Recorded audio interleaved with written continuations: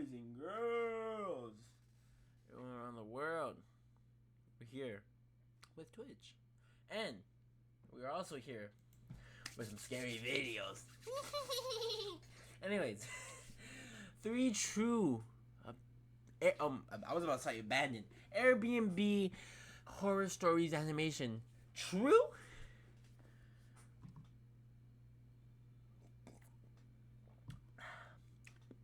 True? Alright, bro. This is why I'm not gonna go in Airbnbs. I'm gonna get a fucking motel. I feel more safe in a motel than an Airbnb. No, not really. The Watchers.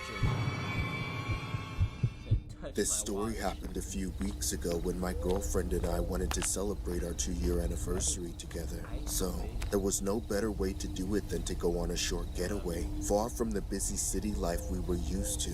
I searched for a few houses on Airbnb and settled on a big 3-story home on the outskirts of town resembling a cottage. It was the perfect. Why would you need a 3-story cottage? Place, and so I showed the photos to my girlfriend and she was on board with my selection. According to the app, the house was owned by an older gentleman that looked to be around his 60s. There was a brief set of rules that he put in the description stating that we could only access the bottom 2 floors. So it's a 2-story floor, Leaving the top floor off limits. My girlfriend and I didn't make a fuss about it as we were content with the price and what we saw in the photos. Nonetheless, we dropped by the following week. Like all the Airbnb check-ins, we took a brief tour of the house. Everything seemed as advertised in the photographs. The second floor was where we could find the bedroom and bathroom, while the bottom floor was where the kitchen, living room, and dining room was. Since there were only 2 of us anyway, this was worth it even though the door to the 3rd floor was locked. After all, having 2 floors to ourselves was more than enough. On the first night, we simply hung out and watched some television. I remember it being around 1 in the morning when we were just about to call it a night, but right as we were about to climb into bed, I could hear the sound of footsteps creaking somewhere beyond the living room. The sound seemed to be emanating from upstairs. I shook my head, unsure whether I was just hearing things, but when I turned to face my girlfriend, I could see that she heard it too. So, to put our minds at ease, I left my girlfriend in the living room as I headed upstairs to check where the sounds may have come from. I remembered hearing it again, but much more vivid. It seemed like the sounds were coming from the floor above me. I headed for the locked door on the 3rd floor, taking a deep breath as I walked through the pitch darkness. When I found the knob, I wrapped my fingers around it and began yanking it frantically, but no matter what I did, it wouldn't budge. It was totally locked. "What the hell are you hiding in here?" I whispered to myself. Then, to my surprise, the footsteps immediately stopped. I knew I must have scared off whoever it was up there. When I went back to my... Wait, you try to open the door? Motherfucker. Aren't Airbnbs rented out by the homeowner? Isn't the homeowner still in there? My boy. He's an old man. You're just ruining this poor man's night. He's probably wanking it right now. Leave him alone. Girlfriend and explained the ordeal. She instantly messaged the owner, alerting him about the strange noise. Isn't he there? About a minute later, the owner responds, insisting that this happens all the time since there were a lot of raccoons in the area. So, to avoid ruining the special occasion, we decided to take his word and enjoy the rest of the night. The following night, we watched some TV again without any interference. This time, I don't know how Airbnbs works, that's why. That's my bad, alright? Don't hurt me. Don't hunt me down. no odd sounds were coming from the 3rd floor. However, as we flipped through the channels, a video of an empty room with night vision was displayed on the screen. At first, I thought it was just one of those reality shows, or perhaps a lame horror movie, so we quickly changed the channel after that. Now, we were watching a house from a first person's point of view, like the camera was near the doorbell. It got us thinking about how bizarre it was for some of these channels to share similar features to the home we were in. And that's when we started putting two and two together. We flipped through the channels again and were shocked to see surveillance camera footage all over the house. But the most appalling video of them all was an aerial view of the toilet. We couldn't tell if it was the same bathroom as ours, so I began recording with the camera on my cell phone and waited in the living room while my girlfriend headed to the washroom. As she made her way upstairs, I could literally feel my heart beating out of my chest. I didn't want to believe it, but my fear became a realization when I saw my partner on the TV as she entered the bathroom. My heart sank in utter terror. It became evident that never mind. Motels are better.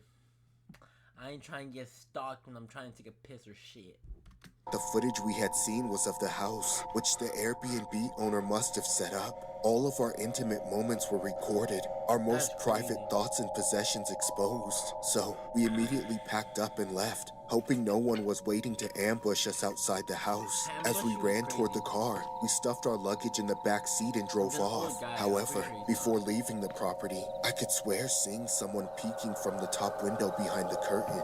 That's when I suddenly remembered the creaking noise from the previous night. All this time, I couldn't help but realize that the Airbnb owner must have been living on the floor above us, surveying and recording our every move. What turned out to be a seemingly innocent getaway turned into a horrific nightmare. I felt violated, abused, taken advantage of. Reluctant to escalate the matter, my girlfriend asked me to complain to Airbnb instead of the police. When I asked her why, she said she didn't want random men from the station or investigation team to see all the private stuff we had done during our stay. Hence, I granted her request and complained to Airbnb. However, after spending hours explaining to them, it didn't seem like we were getting anywhere, so we went around in circles only to receive a full refund and an update telling us that they had banned the owner from using the Airbnb service. Meanwhile, he wasn't incarcerated because he and his lawyers claimed it was only meant to be a prank and that my girlfriend and I had no physical injuries. My girlfriend was satisfied with the outcome, but for me, I wanted to see him behind bars. Since then, I'd sweat and tremble whenever I saw a camera, forever traumatized by the experience. There are dozens of cases on the internet where creepy peeping Toms were caught hiding hidden cameras inside their Airbnb residences. But this story in particular was inspired by two disturbing Airbnb cases that are just downright terrifying. The first case was a video of a couple shocked to find that one of their TV channels were showing an aerial view of a toilet. Happened to be the same one in their Airbnb home. Whether the video is legit or not, the thought is horrific. However, the second case is what really takes the cake. A man hears noises at night in his Airbnb stay. When he checks the air vent to find out where the sounds were coming from, he sees a secret room hidden inside there. Airbnb has since been contacted for comment. That's actually crazy. Fucking people just stalking you. Or just doing their thing.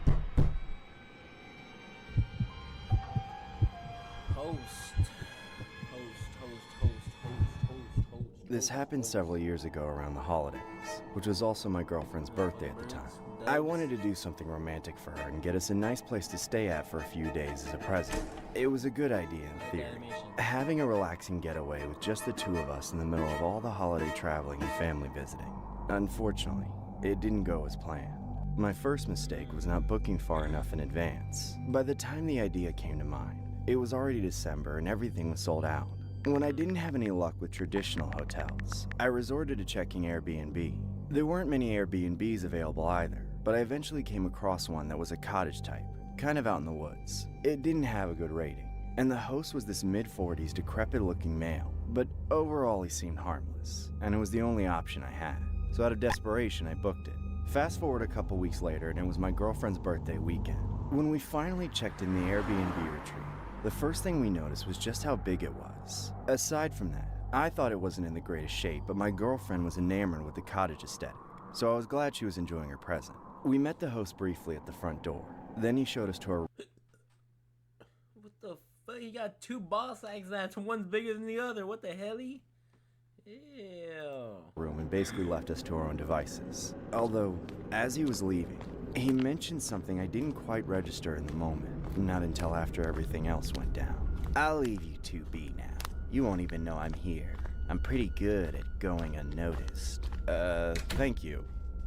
That was weird, right? Meh, at least we have the whole place to ourselves. Yeah, you're right. Come on, let's check out the house. We spent the next few minutes touring the entire house, which took us a while as it was a fairly big property. Everything was decent enough to my standards, and it seemed like my girlfriend was content with the Airbnb. However, there was one problem that was very unsettling once we noticed it.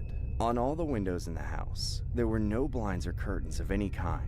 There were rods above the windows which made it obvious that there had been blinds there, but they had all been taken down. There wasn't even a curtain on the window in the bathroom. Obviously at that point, we were a little freaked out and concerned for our privacy. I texted the host and told him this was a serious problem.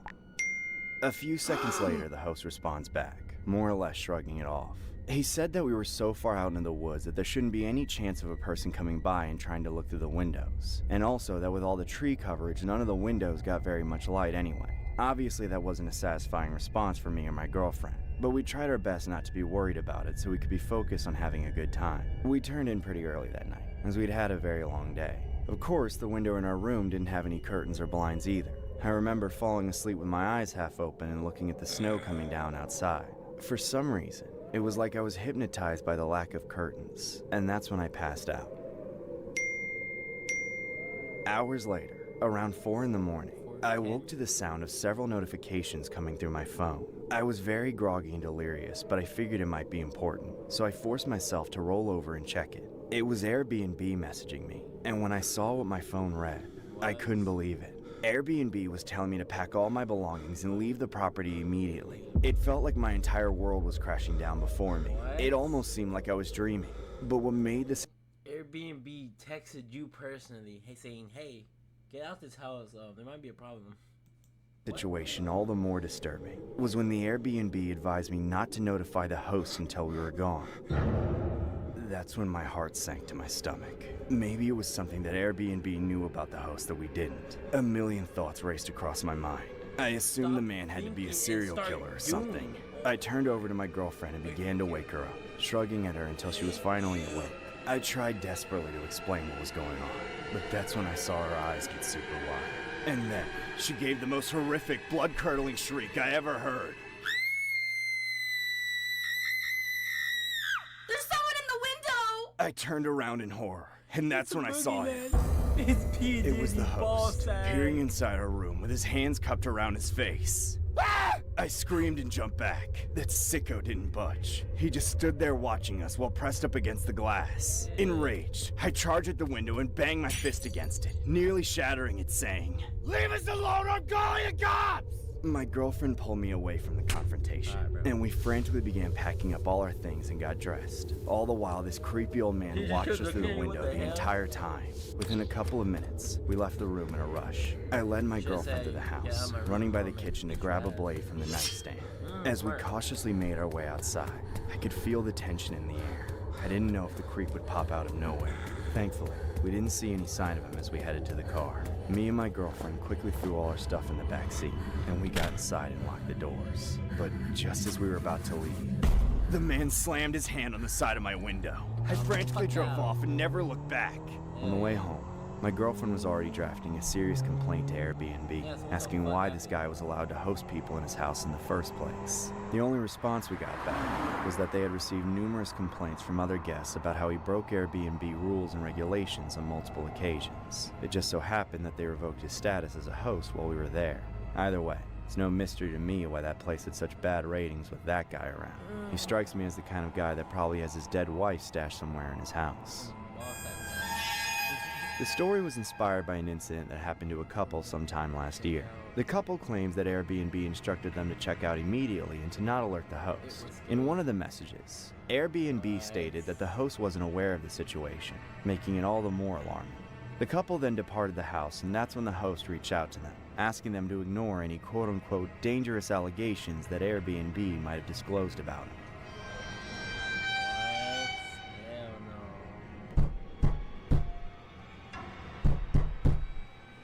Story. Let's see what we got. Airbnb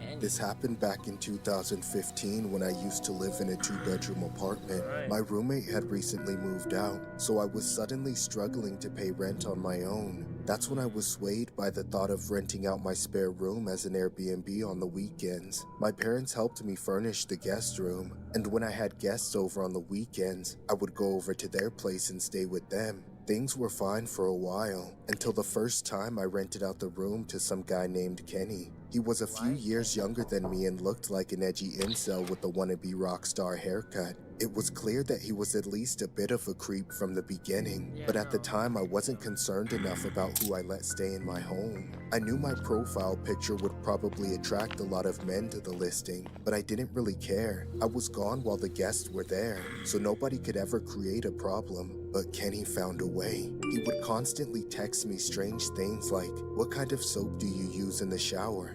Or, "Which bed do you sleep on?" It was annoying, but I knew he would be gone in a couple of days or so. But just when I thought I'd seen the last of him, he booked the next weekend immediately. I rolled my eyes about it, not expecting this to become a routine thing, but this was only the beginning of Kenny being a regular guest. In fact, once he showed up, he was basically the only guest. This meant I didn't have to worry about not getting the rental income, but it came at the cost of having to deal with every unbearable interaction with him at check-in. He got in the habit of showing up 2 hours early, while I was still preparing the room for him, and he would just sit outside my front door, waiting for me to come out. At 3 p.m. sharp, the actual check-in time, I would squirm out of the door awkwardly and give him the keys, then rush out of there like I had somewhere really important to be. "Hey, where are you going? You can talk to me. I'm a nice guy." I didn't look back. I got out of the building as quickly as possible. I didn't know if the You saying that you're a nice guy doesn't prove that you're a nice guy. What? guy was mentally ill or not, but I wasn't trying to stick around to find out. But unfortunately, things got more disturbing from that point on. One night, I started hearing things while falling asleep. There would be a noise somewhere in my apartment, making me feel like I wasn't alone. I remember getting up and shuffling through the dark to check my front door.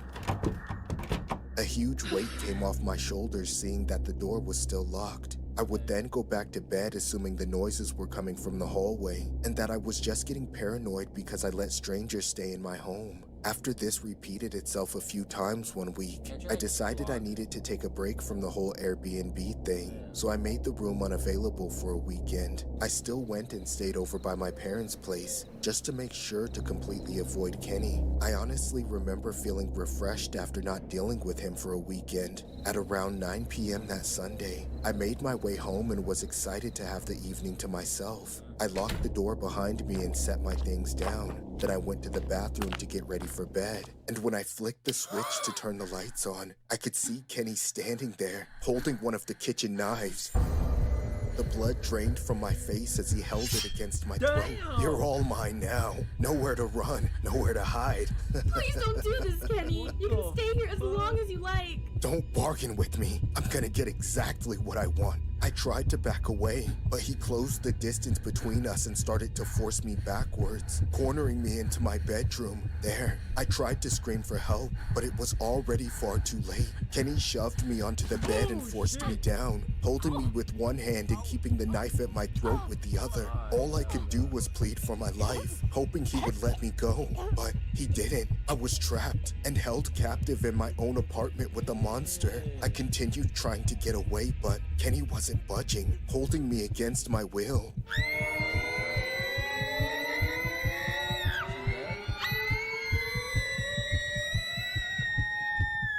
After several horrendous, excruciating minutes, Kenny was done. He got up and began to rob me of my phone and other valuables, just for good measure as he bolted out of the front door. When I was able to collect myself enough to get help, I had to get out an old iPad and use it to contact my parents so they could call the police for me. I sat in the corner of my bedroom armed with a knife as I waited for my parents and law enforcement to arrive. 15 minutes felt like 15 hours as I waited in constant fear. not knowing if the police would show up in time or if Kenny was going to break into my house again. When they finally arrived, the cops searched the area and were unable to find Kenny. However, it wasn't hard for them to find him. They arrested him at his apartment the very next day. They knew who he was from his Airbnb profile, which had all of his information. Over the course of the investigation that followed, it was discovered that Kenny's obsession with me ran deeper and went on for much longer than I had ever thought. He made a copy of my key early on and was using it to sneak into my apartment. He had been watching me sleeping and changing and other sick, perverted things like that for weeks. All this time, knowing that Kenny was making all those sounds at night just sickens me to my core. I can only help to think that when I made the room unavailable on Airbnb for the weekend, it caused him to have a psychotic meltdown and do what he did. I wasn't okay for a long time after that. I could barely even speak for days, and it's taken me this long to discuss it publicly. I broke my lease on that apartment and moved back in with my parents, and I've been living with them ever since. This story was inspired by a case that happened to a 29-year-old woman returning to her Airbnb from a New Year's Eve night out in New York. The suspect hid in her bathroom and then held her at knife point upon her arrival. It was alleged that he had copied her keys to the Airbnb prior to the whole ordeal. Just goes to show how a harmless outing can turn dangerous real quick.